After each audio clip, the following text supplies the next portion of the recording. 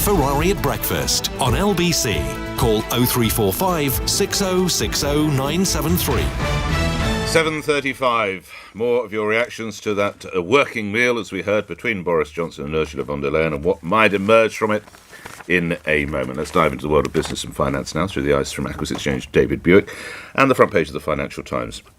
The headline reads, the UK will break ranks with the EU and ditch US tariffs over state subsidies. In English, David Buick will now explain the story. Morning, David. Morning to you, Nick. I'll do my best. We've had a 16-year battle between the United States of America and the European Union over subsidies, whether it be Boeing or Airbus. Yep. And there is a high degree, as I'm sure everybody would agree, of protectionism of what they're trying to do. And it has been decided, Liz Truss, the UK Secretary, that as we're leaving the European Union, or we've left the European Union, that once there is a deal or no deal on the 31st of December, she will use her influence to stop any kind of tariffs being submitted towards the United States for this business. This could mean up to about $4 billion worth of business going that could be taxed up to 25% as a sort of anti-establishment situation. Now, this is all very well. It all sounds great because it sounds like the UK is trying to curry favour with the Biden administration as it comes in. Get real, guys. There's little chance of any trade deal with the United States. They haven't done one since the old king died. And, we've got so many outstanding things, such as, chlorinated chicken and various other food issues. It's not realistic. And we just have to carry on with the WTO with them, which we've done really well over many years, and stop wasting an awful lot of time, because this deal, in my humble opinion, and dear God, I hope I'm wrong, will never happen. Let's move on to other matters. The Financial Times also plays quite big the story. Things not going well at Shell, where it appears they're seeing red over going green. Well, this is right.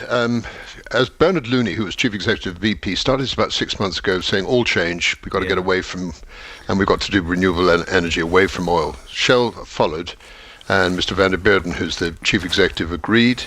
And this is a huge change, and it's like rather moving a tankard from one place to another. It takes a long time.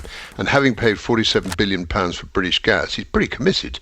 So anyway, I'm afraid some of the senior people, like Mark van Gerven, who's head of solar storage and onshore wind, Eric Bradley, who works in the generated power for small sources, Catherine Dixon, these are all executives of Shell, the energy transition team, they're leaving. And that's it. And they wanted the Shell to move much faster. Shell think this takes time, and so they said they're off. And a quick word on G4S. We talked about this yesterday, didn't we? We did. Oh, sorry, not yesterday, last week. Last week. No. G4S was going to be bought by Garda, Canada, Garda World, Canada. All changed in 24 hours.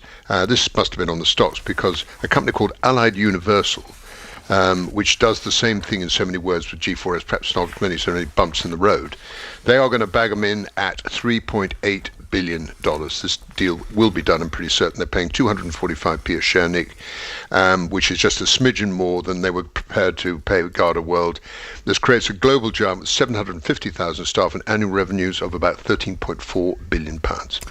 Grateful for that. Talk again a little under an hour's time, David Buick. This is LBC. Call 0345 6060 973. Tweet at LBC. Text 84850. Now, throughout the course of the day, obviously we're charting the good news about the Pfizer jab, which is being administered in hospitals up and down the land, almost as we speak, perhaps certainly in about half an hour's time, which obviously is great news, and we'll talk more about that in a moment. But the Oxford AstraZeneca vaccine is safe and effective, giving good protection, researchers have now confirmed in the Lancet Journal. And that now, of course, has to move to the next stage of regulatory approval. Now, yesterday, in my interview with the Health Secretary, Matt Hancock, I asked him why he chose regarding that jab, and would appear now to be a good decision. He was advised to buy 30 million doses. He actually ordered 100 million doses of this Oxford AstraZeneca vaccine. I asked him why. I wanted to make sure that everybody in the country could have the vaccine available to them. And but you overruled your officials in doing so. Well, working with Alok Sharma, who's done a brilliant job as business secretary on the buying side, we decided that 100 million was the right number rather than 30 million. And I'm really glad we made that call. Dr. Julian Tang is clinical virologist at the University of Leicester. Had the Health Secretary sought your advice, Doctor, what would you have told him about purchasing the jab in that number, the vaccine in that number? Good morning.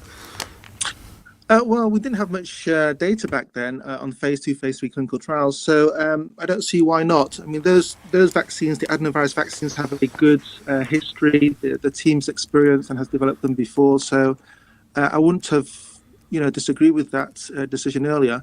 Of course, we don't know how many other vaccines would be available to the UK back then, whereas this is homegrown as such, and the supply could be more guaranteed.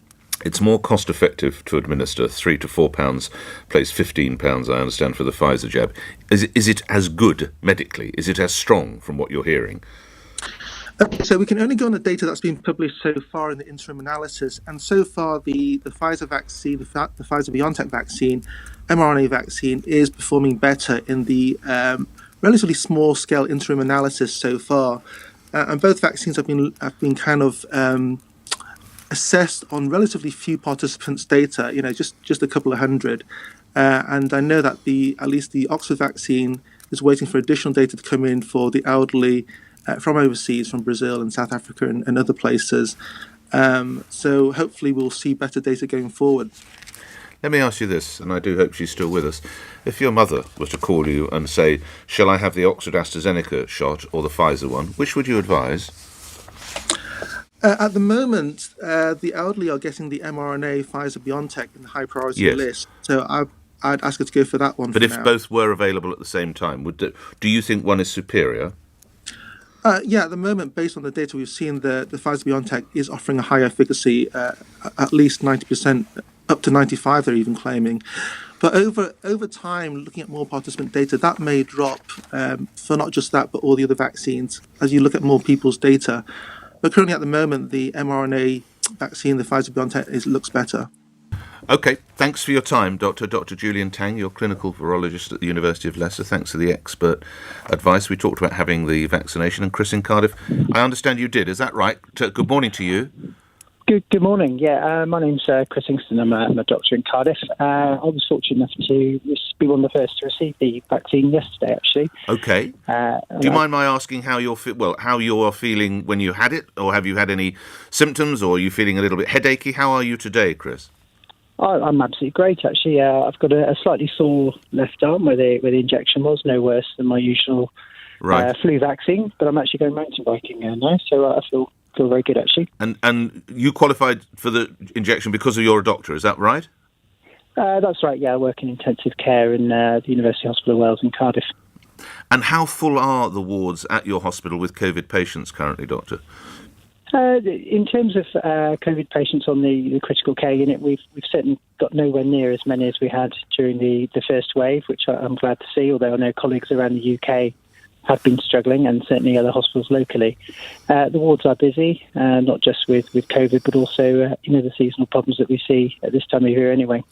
Do you have any idea how many people your hospital hope to vaccinate during the first wave? I can't remember the exact figures. I think we've got enough for, I think, about 20,000 people in Wales, I think. Okay. I'm not sure the exact figures there. And lastly, I'm sure you've heard of the Oxford AstraZeneca vaccination as well. What dynamic, were that, or as and when that receives regulatory approval, what dynamic might that bring to the problem? To be honest, it's not something I've looked at. I had the Pfizer vaccine myself, which is the one I looked at. So, yeah, it's not something I can comment on at the moment. Well, Doctor, thank you. And you've had the injection. It's good to hear. I'm sorry to hear you have a sore arm, but no other effects. Obviously, if you stick a needle in yourself, you're going to have a sore arm. So I'm sure you expected that. Be well, Doctor, and thank you for your time. We'll pick up on more on that through the course of the show. Also, of course, we're keeping a close eye on events between Brussels and London on that. And it would seem to be definitely a success and a step forward in the Enough is Enough campaign from earlier this year, which we started as a result of the fact that not just this city, but others in the country, brought to a standstill by various demonstrators. And I tackled the Metropolitan Police Commissioner, Dame Cressida Dick, about this in January. My officers need the powers to be able to police effectively protests so that protests are lawful. Nearly 12 months on, but movement now on Enough is Enough, and we'll give you details later in the show. 7:45 now, LBC News Headlines, Thomas Watts. The Prime Minister and the President of the European Commission will hold face-to-face Brexit trade talks later. Hundreds more people in vulnerable groups will be given the COVID-19 vaccine today. And government climate advisors say the sale of gas boilers should be phased out by 2033. A cloudy day for many with a few brighter spells and a high of 10 degrees. LBC Travel, I'm Joanne Webb. The M3 is blocked northbound between junctions 3 at Lightwater and the M25 junction. It's because of an accident and there are queues on the approach. Delays of about half an hour on the M11 southbound to junction 7 at Harlow. And that's because of a pothole which is filled in, so one lane is closed. Two problems on the North Circular Road. Firstly, delays eastbound to Bounds Green because of emergency works. And then also eastbound, one lane's had to be closed at South Woodford at Waterworks Corner, where a car has broken down. And on the underground, there are minor delays on the Central Line. This is LBC.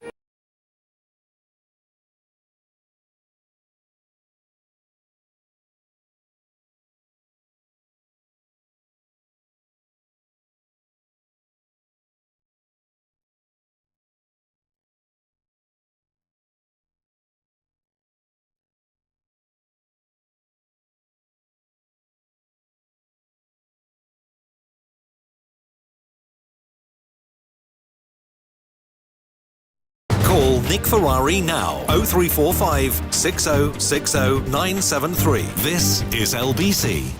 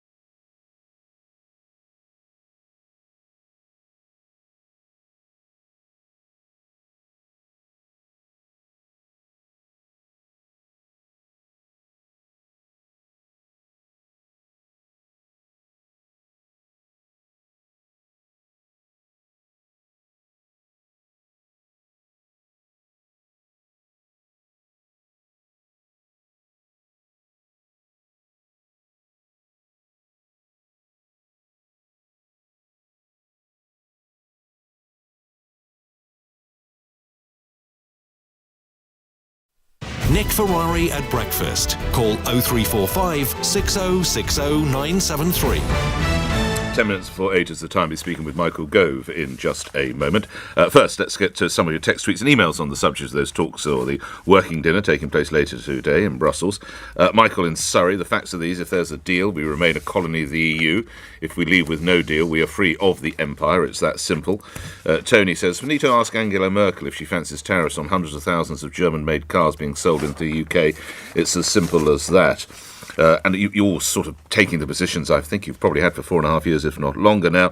David Scott says this will be an awful deal, but one of his supporters will pretend they always wanted, so Boris Johnson can play it being Churchill, when in reality it's Chamberlain. Let's bring Cabinet Office Minister Michael Gove into the conversation. Mr Gove, good morning to you. What do you hope emerges from Brussels later today? I hope that we'll get a significant political shove to the process. I hope that there'll be a realisation on the part of the EU side that they do need to move. I know that President Ursula von der Leyen has a good relationship with Boris, and I therefore think that over the hours that they'll be together, she will want to understand exactly where movement needs to come. And then, of course, it depends on the individual EU member states in coming to terms with the changes that do need to be made. Allowing that fish is a relatively small part of GDP for this country, why does it seem such a totemic issue in your view, Mr Gove? Well, I think it's a very big issue for lots of countries. It's a very small part of the GDP of the Netherlands, Belgium, Denmark. But it matters in this country because we want to have full control of our waters. Countries like Iceland and Norway, even jurisdictions like the Faroe Islands, have control over their waters. And we want to be in a position both where we can make sure that coastal communities that lost out when we entered the European Union have a chance to revive, but also we want to make sure that we can look after our seas in a way that's environmentally sensitive and progressive. How is the issue of Northern Ireland now being treated? Well, earlier this week, I was talking to the EU Vice President, Maroš Šefčovič. Throughout the process of Brexit, the question of Northern Ireland has been a very difficult one. There have been all sorts of attempts to square a circle. How can you keep Northern Ireland securely in the UK, with Northern Ireland benefiting from Brexit, without the need for border infrastructure between Northern Ireland and the Republic of Ireland?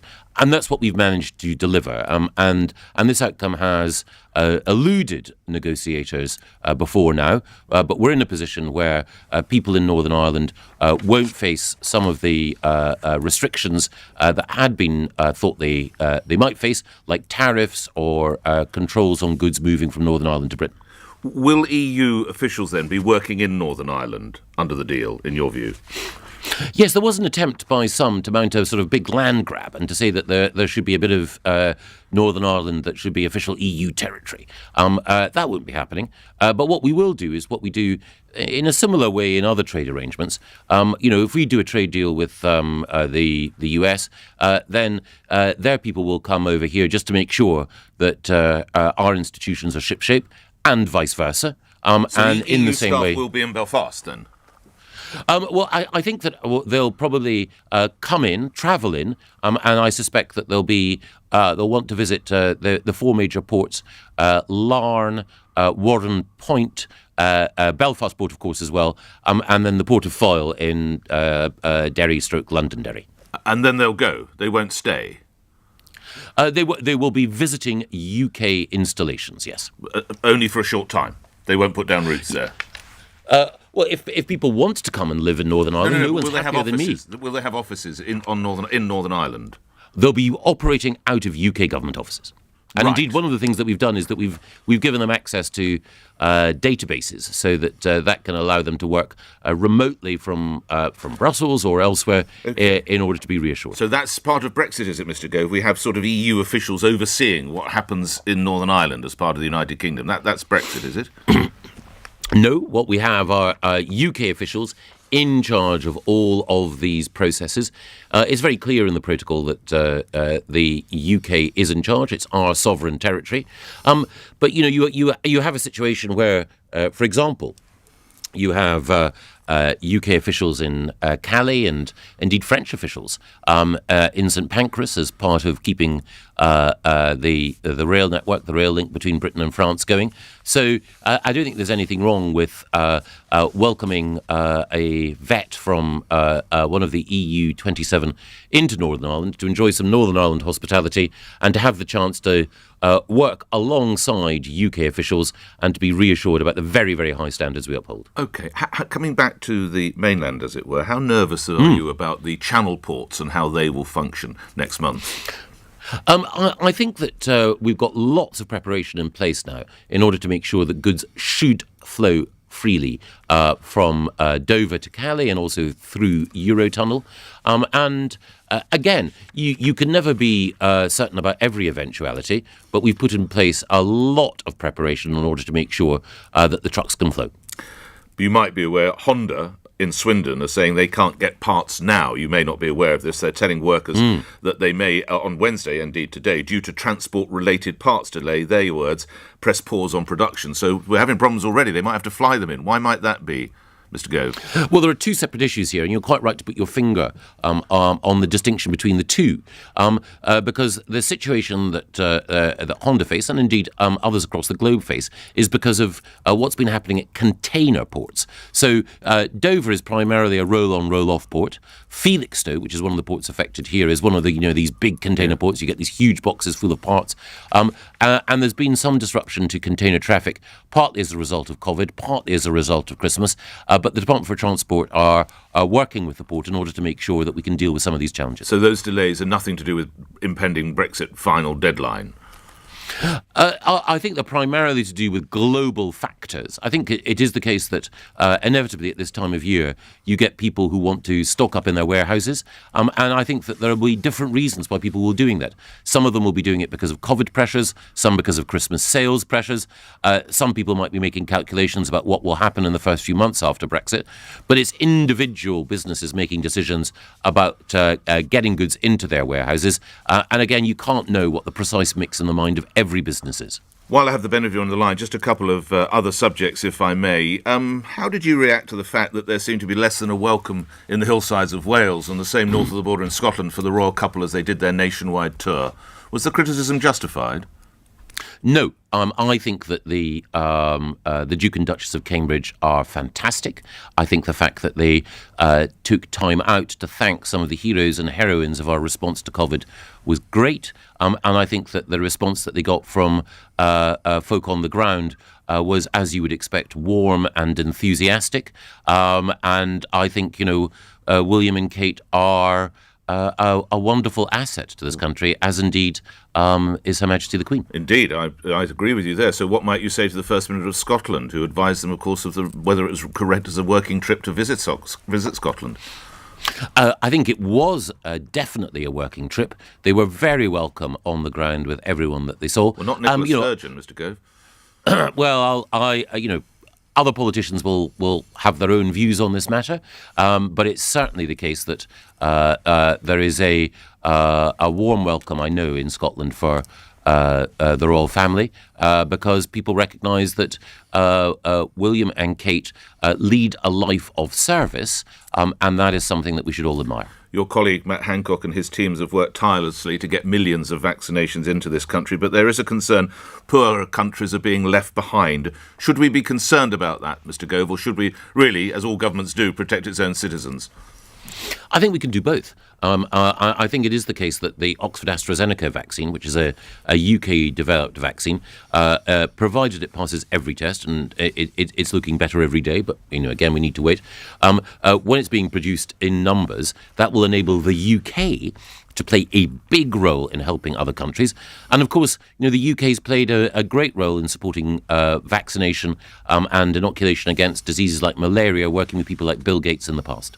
And you don't know if you've yet had sight of one of the newspapers, the Daily Telegraph today, but it's reporting that your colleague Priti Patel is hopefully going to be able to get extra powers to offer to the police so that in the future, demonstrators who try to close down cities, close down bridges, whatever it might be, police will be given a greater sense of power so that businesses can keep on trading and people can still protest, but not stop the distribution of newspapers and matters such as that. A word on that, Mr. Gove. I haven't seen the Daily Telegraph. I do think it's important that the police get the powers they need in order to maintain public order and the free flow of commerce. And I'll tell you this, there is no better defender of our police and law and order than Priti Patel. All right. Just lastly, your Christmas plans. What are you going to be doing? Can you get people into your bubble? How are you going to do it? Again, it should just be me and the family at home. My parents, as I think you know, Nick, live in Scotland. They do. I'd love to visit them. They're over 80. We chatted about it, and they said, just stay at home with your own children this Christmas, Michael, and we'll see you in a few months' time. And will we be wearing masks all of 2021, do you imagine? 2021, lastly. I think that we'll certainly need to maintain some restrictions in the first few months of 2021. But obviously, as things return to normal, as vaccinations are spread across the country, we can lift these restrictions. We all want to get back to normal as quickly as we can. If I don't see you, happy Christmas. Thanks for your time through the course of this year. It's 1 minute after 8 here on LBC. Michael Gove speaking to us, but news is next with Thomas Watts. On your radio, on Global Player, and Play LBC. leading Britain's conversation. This is LBC. From Global's newsroom at 8 o'clock. Boris Johnson will fly to Brussels this afternoon in a last-minute attempt to break the deadlock in Brexit trade talks. The Prime Minister will meet the European Commission President Ursula von der Leyen for dinner. Fishing, competition rules and the governance of any agreement remain the key sticking points. Belgian MEP Philippe Lambert says the issues have been causing problems for months. Frankly speaking, I do not know what an extra meeting between Boris Johnson and Ursula von der Leyen can generate, because ultimately it boils down to a simple thing. Can you get market access without taking rock-solid commitments in terms of not undercutting EU standards? And the answer is no. Yesterday, the government confirmed it would drop parts of legislation that could have seen the UK breach international law. Both sides reached an agreement, separate from the trade talks, on Northern Ireland border issues. Health officials are urging people to continue observing precautions against COVID.